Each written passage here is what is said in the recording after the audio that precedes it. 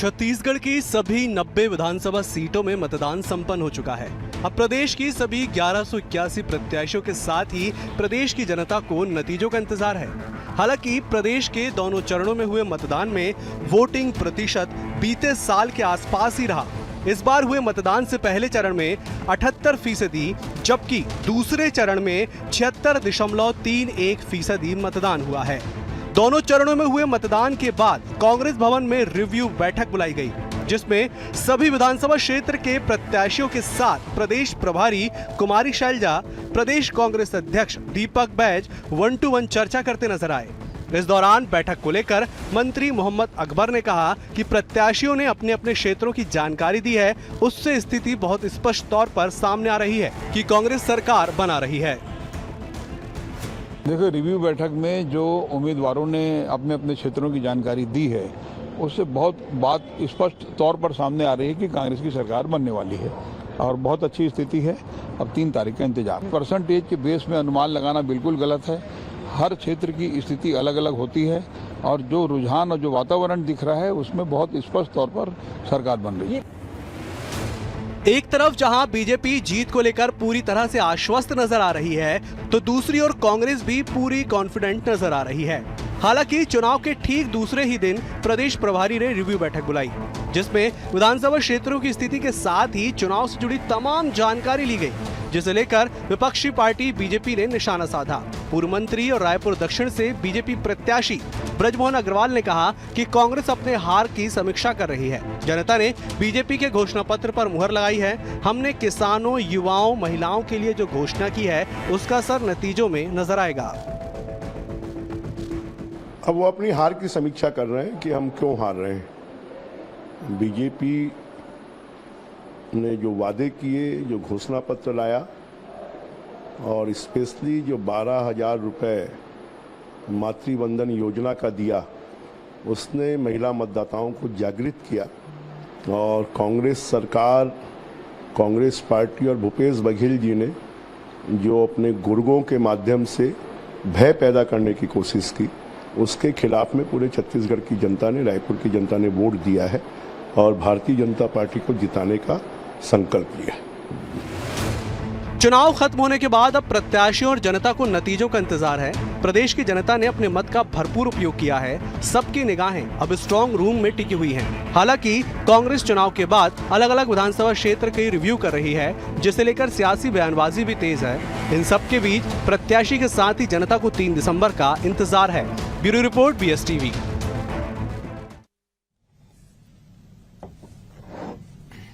नमस्कार, जवाब तो देना होगा में आप सभी का स्वागत है। मैं हूं डॉक्टर अवधेश मिश्रा। छत्तीसगढ़ की सियासत में अब केवल इंतजार की घड़ियां रह गई है, क्योंकि दावों और वादों के बीच मतदाताओं ने अपना मत दे दिया। ईवीएम में तमाम दिग्गजों की किस्मत कैद हो गए हैं और फैसला 3 दिसंबर को होगा। तब जाके पता चलेगा कि छत्तीसगढ़ की जनता ने किसे दोबारा सत्ता तक पहुंचाने के लिए, या यूं कहे किसे सत्ता में बैठाने के लिए अपना मत दिया हुआ है आज। लेकिन आंकड़ों की हम बात करेंगे कि आंकड़े के फेर में कैसा ये पूरा चुनाव फंसा और मतदान का प्रतिशत क्या कुछ कहता है। 3 बेहद ही खास मेहमान हमारे साथ जुड़े, पहले उनका ताल्लुक आपसे करा देता हूं। बीजेपी की ओर से सुनील चौधरी प्रवक्ता है। सुनील जी, आपका स्वागत है। जोगी कांग्रेस की ओर से भगवानू नायक मुख्य प्रवक्ता है अपने पार्टी के। भगवानू जी, आपका स्वागत है। कांग्रेस की ओर से युवा नेता, वरिष्ठ प्रवक्ता अमित जी है। अमित जी, आपका भी बेहद स्वागत है। अमित श्रीवास्तव है आप भी हमारे साथ जुड़े हुए हैं। चर्चा की शुरुआत में सुनील जी आपसे करता हूं। आप विपक्ष के लोग हैं, फिर ये नहीं कहिएगा कि समय हमें कम मिला है। सुनील जी, अब तो तमाम दावे वादे समाप्त हो गए हैं। अब तो जनता जनार्दन ने अपना मत भी दे दिया, ईवीएम में मत कैद हो गया है।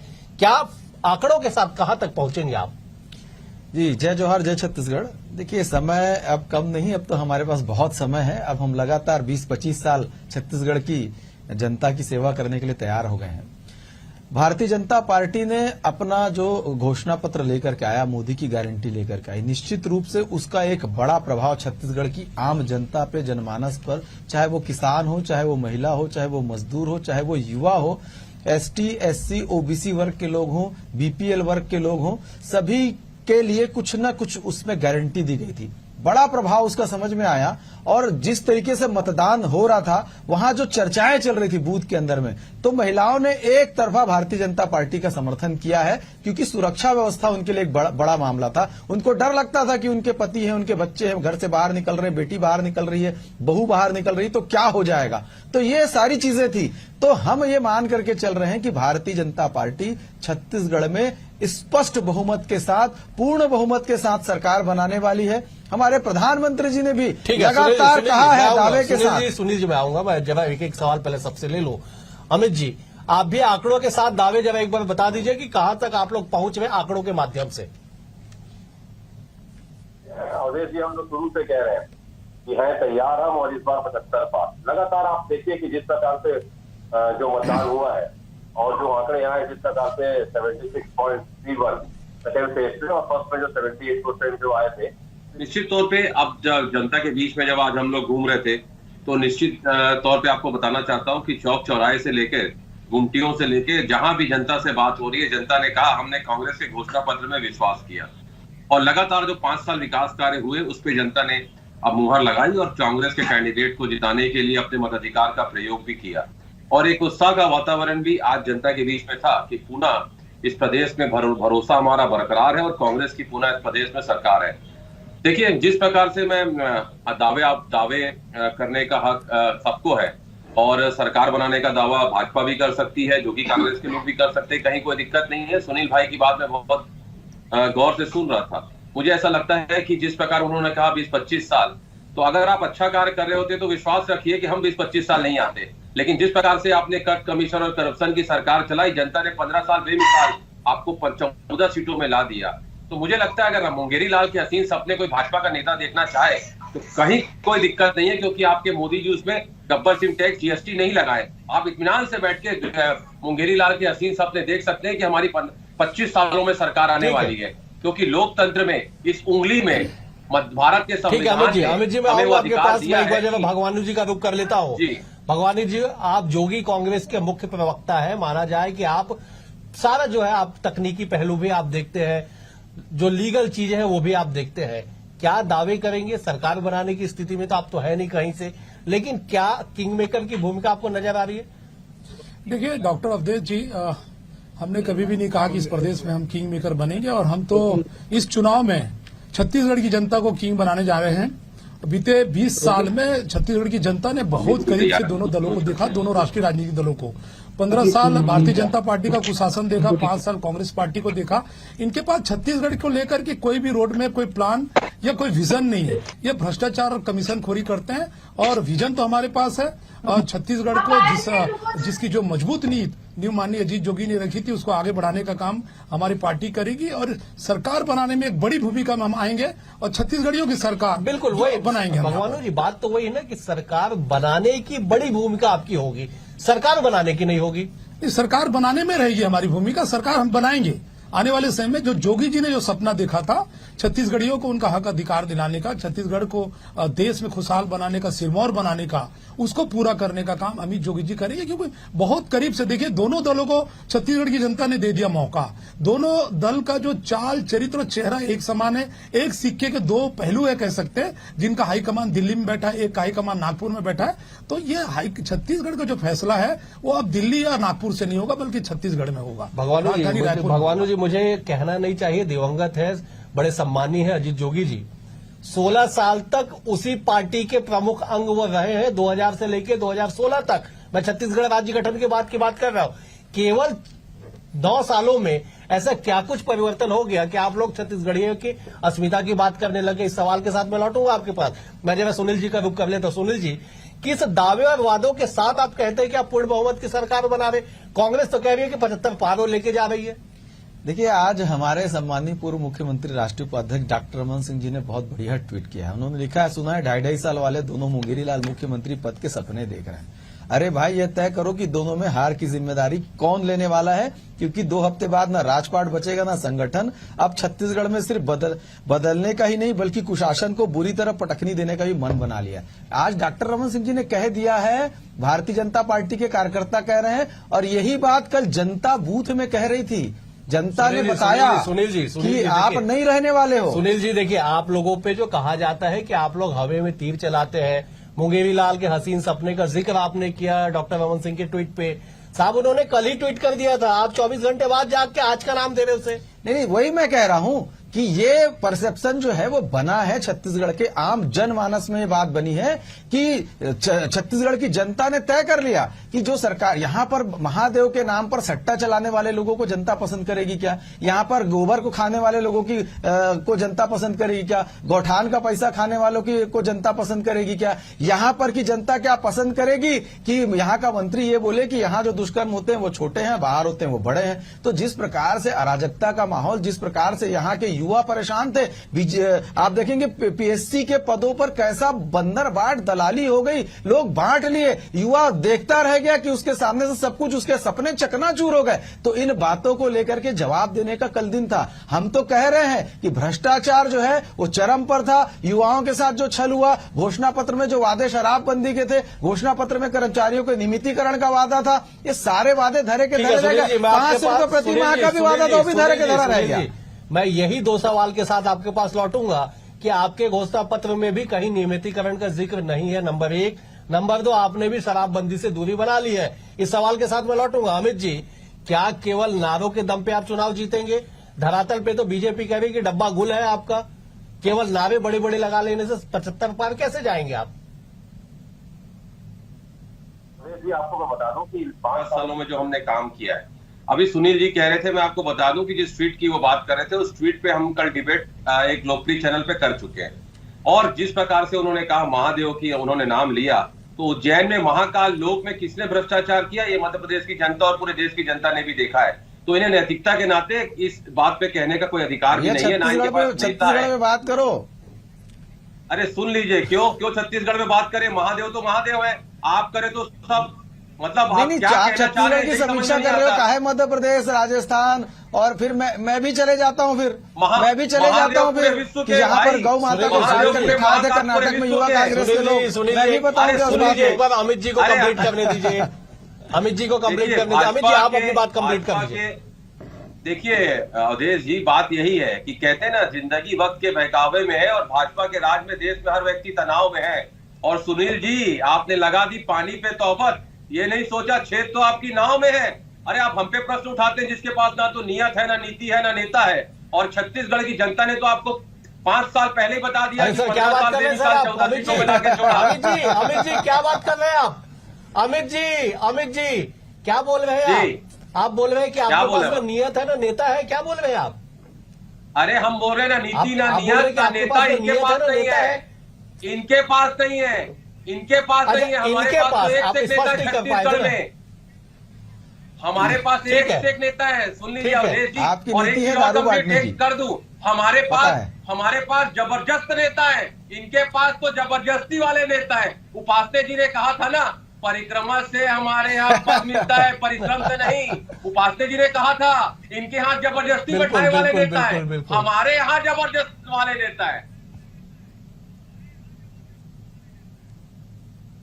जी अवधेश, ठीक है अमित जी, मैं लौटूंगा आपके। भगवानू जी, क्या ये 2 बड़े राजनीतिक दलों के दावों के बीच में साहब आप क्या थोड़ा सहमा हुआ महसूस कर रहे हैं? नहीं, बिल्कुल नहीं। देखिए, पूरे देश में कहीं ना कहीं आप देखेंगे क्षेत्रीय हितों की जो रक्षा है वो क्षेत्रीय दल कर सकती है। और इसका बड़ा उदाहरण आप ओडिशा में देख सकते हैं, बीजेडी, पश्चिम बंगाल में अब चले जाए ममता बनर्जी, अब तेलंगाना में चले जाए बीआरएस। तो कहीं ना कहीं छत्तीसगढ़ की जनता इन दोनों दलों को बहुत करीब से देखी। 15 साल भारतीय जनता पार्टी एक बहुत लंबा पीरियड, 1 बार नहीं, 2 बार नहीं, 3 बार देखा। और 3 साल छत्तीसगढ़ की जनता ठगी गई। एक बहुत बड़ा मैंडेट कांग्रेस पार्टी को दिया। और कहीं ना कहीं इन 5 सालों में जो हुआ है वो किसी से छिपा नहीं है कि किस प्रकार से इन्होंने कोई इंफ्रास्ट्रक्चर में कोई काम नहीं किया, कोई डेवलपमेंट का काम नहीं किया, कोई रोड नहीं बनाया, कोई पुलिया नहीं बनाया। और कहीं ना कहीं अपराध बढ़ा है। आप कहीं ना कहीं देख सकते हैं रायपुर राजधानी जिस प्रकार से चाकूपुर बना, तो वो छत्तीसगढ़ की जनता ने बहुत करीब से देखा कि दोनों जो दल है वो हाईकमान को खुश करने के लिए। मुझे ना खाली 2 पॉइंट पे आप जवाब दे दीजिए कि बतौर मतदाता मैं आपको क्यों वोट दूं, मतलब मैं जोगी कांग्रेस को क्यों वोट दूं, मुझे 2 पॉइंट पे जवाब दे दीजिए। बहुत अच्छा सवाल किया आपने। देखिए, हम इस चुनाव में किसी भी प्रकार का कोई जन घोषणा पत्र, कोई संकल्प पत्र, कोई गारंटी पत्र नहीं लेकर आए। साहब आपने एफिडेविट दिया है। जी, आपने एफिडेविट दिया, वही उससे कह रहा बड़ा चीज है वो। हूँ, वही कह रहा हूँ कि वो एक बहुत बड़ा कारण है। और कहीं ना कहीं लास्ट टाइम आप देखेंगे जो हमारा जो शपथ पत्र था उसका भी कॉपी किया गया था। अभी जो हमने हाईकोर्ट में जो शपथ, दूसरा पॉइंट बताइए। दूसरी बात क्षेत्रीयता की बात है। क्षेत्रीय हितों की रक्षा अगर कोई कर सकती तो क्षेत्रीय राजनीतिक दल कर सकती है। छत्तीसगढ़ का जो फैसला है वो दिल्ली में या नागपुर में मैं नहीं आपकी बात से होगा। स्वीकार करता हूं, छत्तीसगढ़ का फैसला दिल्ली नागपुर में नहीं होना चाहिए। लेकिन साहब ये भी तो आप बताइए, आप पार्टी के प्रमुख सदस्य हैं, प्रमुख जिम्मेदार है आप, कि आपके पास तो चेहरा नहीं था टिकट देने के लिए। जिन्हें कांग्रेस ने टिकट नहीं दिया आपने उन्हें टिकट दे दिया। बात कर रहे हैं साहब, पूरे छत्तीसगढ़ में हमारे माननीय सुप्रीमो डॉक्टर रेणु जोगी जी लड़ रही है, अकल तरह से हमारे नेता लड़ रहे हैं। हमारे मस्तूरी में चले जाइए, लोरमी में चले जाइए, हमारे रवि चंद्रवंशी, एक मिनट, ठीक है। लोरमी में जिसे जो कांग्रेस ने टिकट नहीं दिया, रवि चंद्रवंशी, 10 नाम गिना सकता हूं। चित्रकूट में मैं बता दे रहा हूं, 10 नाम जो बताएंगे निश्चित रूप से जिन लोगों को भारतीय जनता पार्टी कांग्रेस टोटल कितने सीट पे आप लड़ रहे हैं चुनाव? हम 80 सीट में चुनाव लड़ रहे हैं। 80 सीट में 10 नाम तो वो है ना जो कांग्रेस या बीजेपी से बिल्कुल आए 10 नहीं होंगे, मुश्किल से 5 होंगे, 10 नहीं होंगे। चलिए डिबेट के बाद हम उस पर आपको गिरवा दूंगा ना। मैं सुनील जी का रुख कर लेता हूं। सुनील जी, क्या केवल हवाई दावे करेंगे या जमीन पे कुछ उतर के बात आप करेंगे आप लोग? देखिए, भारतीय जनता पार्टी तो जमीन पर ही है। हवाई दावे तो कांग्रेस के जो 75 पार, कभी 80 पार, कभी 90 पार, कभी हो सकता है 100 पार भी बोल जाए। ये मुंगेरी लाल के हसीन सपने कांग्रेस देख रही है, ये धरातल पे है नहीं। इनके बड़े बड़े मंत्री चुनाव हार रहे हैं, इनको पता ही नहीं चल पाया। इनके बड़े बड़े मंत्री चुनाव हारेंगे। आप रिजल्ट 3 तारीख को यहीं पर बैठेंगे, यहीं पर बैठेंगे। बीरनपुर कांड में इनके साझा के मंत्री हार रहे हैं, कवर्धा से इनके मोहम्मद अकबर हार रहे हैं। ऐसे कई बड़े नाम है, ऐसे कई बड़े नाम है। इनके मुख्यमंत्री खुद फंसे हुए हैं, अभी उनको समझ नहीं आ रहा क्या होने वाला है उनका। ये मुख्यमंत्री खुद फंसे हुए हैं, मुख्यमंत्री की स्थिति खराब है। आप देखेंगे शिव डहरिया जी की स्थिति खराब है, आप देखेंगे जयसिंह अग्रवाल की स्थिति खराब है, आप देखेंगे इनकी महिला बाल विकास मंत्री भेड़िया जी की स्थिति खराब है। ऐसे बहुत सारे लोग हैं। जयसिंह अग्रवाल के सामने कौन है बीजेपी? जिनकी स्थिति देखिए, कोरबा से जयसिंह अग्रवाल जी लड़ रहे हैं, हमारे देवांगन लखन लाल देवांगन जी चुनाव लड़ रहे हैं, बड़ी मजबूती से चुनाव लड़ रहे हैं। इनकी क्या स्थिति होने वाले देखिएगा। मैं एक शब्द कहना चाहता हूं, अभी अमित भाई कह रहे थे, मैं भी एक शेर उनको बोलना चाहता हूं, सुनाना चाहता हूं दर्शकों को, कि भारतीय जनता पार्टी का कार्यकर्ता क्या है। तमाशा में बन जाऊं ये गम नहीं है, मेरा पांव चादर के बाहर नहीं है। बहुत ऊंचे लोगों की बस्ती है, लेकिन कोई मेरे कद के बराबर नहीं है। ये भाजपा का कार्यकर्ता है साहब, ये भाजपा का कार्यकर्ता है। एक कार्यकर्ता लड़ा है सीना ठोक करके सामने। जवाब दे दीजिए अमित जी, जवाब दे दीजिए। इनके पांव के नीचे जमीन नहीं, लेकिन फिर भी इन्हें कसम खुदा की इन्हें फिर भी यकीन नहीं। जनता इनको सबक सिखाने के लिए तैयार है साहब। और जिस प्रकार से ये कह रहे थे, मुझे लगता है बहुत अभिन्न मित्र है सुनील चौधरी जी, मेरे बहुत पुराने मित्र हैं। लेकिन मैं आज देखा कि मुझे लगता था ये राजनेता होने जा रहे हैं, लेकिन आज मुझे पता लगा मेरे अभिन्न मित्र ज्योतिष हो गए। यहाँ बैठ के कांग्रेस के नेताओं के बारे में बता रहे हैं कि ये हार रहा है, वो हार रहा है। अरे यार, जिसको कहते हैं ना सुपा बोले तो बोले, छलनी क्या बोले, जिसमें 72 छेद। अपने नेताओं की कुंडली थोड़ा देख लीजिए आप, जो 40 मंत्रियों को आना पड़ा। घोषणा पत्र देखिए, भरोसे का घोषणा पत्र इसे कहते हैं। ये होता है कॉन्फिडेंस। 5 साल में हमने काम किया, आप देते मोदी जी की गारंटी। अरे मोदी जी की गारंटी कौन लेगा छत्तीसगढ़ में, ये बताइए। है उनका देखिए भाग्य क्या है, उनका ज्योतिष बताइए क्या होने वाला है, आप बताइए। मैं आपके माध्यम से कहना चाहता हूं कि जनता के दिल को समझिए साहब। 2024 में देखिएगा कांग्रेस का क्या होने वाला है। सुनील जी, एक बार पहले अमित जी को कंप्लीट करने दीजिए। अमित जी को देखिए, बिल्कुल अमित जी आप कंप्लीट कीजिए। भाजपा के नेताओं में अवधेश जी यही दिक्कत है, जब कहने को कुछ नहीं होता तो बीच में टोका टाकी करके डिस्टर्ब करते।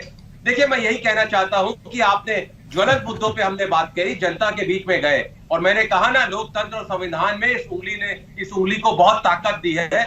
जनता ने कल अपनी इस उंगली का प्रयोग करके, आपको मैं बता दूं कि हमारी सरकार को पुनः विश्वास व्यक्त किया है, हमारी सरकार पे भरोसा व्यक्त किया है। और बीजेपी के लोगों के पास आपने ठीक कहा, देखिए आपने भगवानू जी को भी ठीक कहा, बहुत अच्छे व्यक्ति है भगवानू, मेरे छोटे भाई है निश्चित तौर पे। लेकिन जिस प्रकार से उन्होंने कहा कि 5, आपने ठीक कहा, 10 नाम मैं भी गिना सकता हूं अभी लगातार, कि जो हमारी पार्टी से जिनको टिकट नहीं मिली उन्होंने टिकट दे दिया। मैं इनके लिए भी कह सकता हूं कि इनके पास ना नीति नहीं है, ना नियत नहीं है, ना नेता नहीं है। खैर, ये अलग विषय है, ये इनका अपना है। लेकिन भारतीय जनता पार्टी जो मोदी जी की गारंटी लाती है, जुमलेबाज, चुनाव जीतने के बाद अवधेश जी कह देती है जुमलेबाजी थी।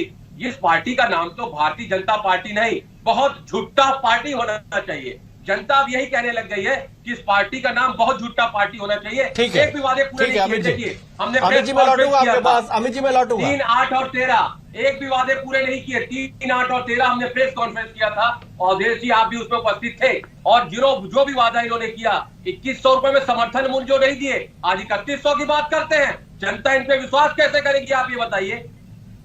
ठीक है अमित जी मैं लौटूंगा आपके पास। अमित जी थोड़ी सी एनर्जी बचा के रखिए, अभी और सवाल को साथ में लौटूंगा आपके पास। बहुत भगवानू एनर्जी है, जनता ने बहुत क्या आशीर्वाद आप देके और केवल एनर्जी बढ़ा इसी दी है। बेस पे राजनीति मैदान में है? क्या केवल इसी बेस से आप राजनीतिक मैदान में है कि छत्तीसगढ़ का फैसला दिल्ली या नागपुर से नहीं होगा?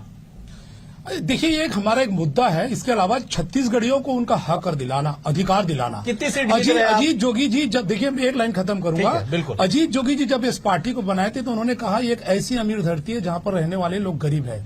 यहाँ लोहा है, यहाँ हीरा है, यहाँ पर बॉक्साइट है, यहाँ कोयला है, यहाँ तांबा है, खनिज संसाधनों से भरा हुआ है। लेकिन इसका जो फायदा है वो कहीं ना कहीं उन छत्तीसगढ़ियों को नहीं मिल रहा है। जो अमीर है वो अमीर होता जा रहा है, जो गरीब है वो गरीब होते जा रहा है। उनको अमीर बनाने के लिए सीट बता दीजिए, कितनी सीट जीत रहे हैं आप भगवान? हम बता रहे हैं कि आने वाले समय में जोगी कांग्रेस सरकार बनाने में एक बड़ी भूमिका बनाने वाली है। और मैं फिगर में नहीं जाऊंगा। देखिए, वो 3 दिसंबर को पता चलेगा।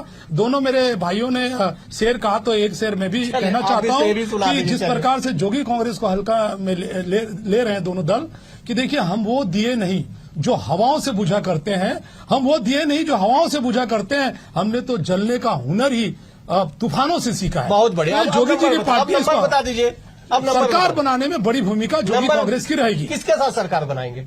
हमारी सरकार बनेगी, जोगी की सरकार बनेगी, छत्तीसगढ़ियों की सरकार बनेगी, कांग्रेस के साथ छत्तीसगढ़ियों की सरकार बनेगी। आप देखिए, ये तो कहने की बात है ना, आपको व्यवस्था में आना पड़ेगा। तो क्या आप बीजेपी के साथ जाएंगे या कांग्रेस के साथ जाएंगे? भारतीय जनता पार्टी और कांग्रेस का साथ ही जाना होता तो जोगी जी को ये पार्टी बनाने की जरूरत नहीं पड़ती। तो नंबर बोल दीजिए ना, कितने नंबर पे आ रहे हैं? वो तो 3 दिसंबर को हम बताएंगे। 3 दिसंबर को। मैं सुनील जी आपका रुख कर लेता हूं। सुनील जी, क्या आपको ऐसा लग रहा है कि सच में आप धरातल पे सरकार बनाएंगे? वोटिंग परसेंटेज की मैं बात कर लेता हूं। राजधानी रायपुर की 4 सीटों पे 60 का आंकड़ा नहीं छू पाया है। माना जाता है ना कि अधिक वोटिंग एंटी इनकम्बेंसी मानी जाती है। 60% नहीं जा पाया 4 सीटों पे। देखिए, एक मिनट ऐड कर देता हूं। वही रायपुर की 4 सीटों से लगा हुआ अभनपुर, आरंग या धरसीवा 75 के पार 83% वोटिंग हो गया अभनपुर में। जी, रायपुर की राजनीति में जो पिछले 20-25 सालों से होगा वो रायपुर को बड़े अच्छे तरीके से जानता होगा। ठीक है। रायपुर में वोटिंग का परसेंट जो है कभी 42-43 भी हुआ करता था और 55-58% से ज्यादा औसतन जाता नहीं है। एक बार 62-63% भी गया था, लेकिन वो 2013 की बात थी जब भारतीय जनता पार्टी की सरकार बनी थी। वहां पर परसेंट जो बढ़ा था, लेकिन उसके बाद लगातार जो है वो 55% के आसपास ही रायपुर का रहता है। आसपास का जो प्रतिशत है वो लगातार जो ट्रेंड है छत्तीसगढ़ का, उस ट्रेंड पे ही चल रहा है। लेकिन इस बार जो मतदाता के मन का भाव है वो बदल गया है। मतदाता जो तय करके गया था उसको पता था कि क्या करना है और वो करके आया है। परिवर्तन करना था, कर दिया। समय का अभाव है, मैं 10 सेकंड के लिए अमित जी के पास जाता हूं। अमित जी, एक बार आप नारे से हट के संख्या बता दीजिए, कितने सीटों के साथ आप आ रहे हैं? अब की बार 75 पार। चले, आप नारे पे टिके हुए, हमारी शुभकामनाएं तीनों दलों के साथ है। भगवानू, ठीक है, भगवानू जी भी सरकार बना ले, बीजेपी भी सरकार बना ले और भाजपा जो है सरकार बना ले। कुल मिला के इतना कि छत्तीसगढ़ की जनता ने अपना मत दे दिया। 3 दिसंबर को पता चलेगा कि किसके दावों में दम है और किसके दावे धरातल तक नहीं पहुंच पाए। आज इस चर्चा में इतना ही। अमित जी आपका भी शुक्रिया, सुनील जी आपका भी शुक्रिया, भगवानू जी आपका भी शुक्रिया। कल एक और विषय के साथ होगी मुलाकात, तब तक के लिए नमस्कार।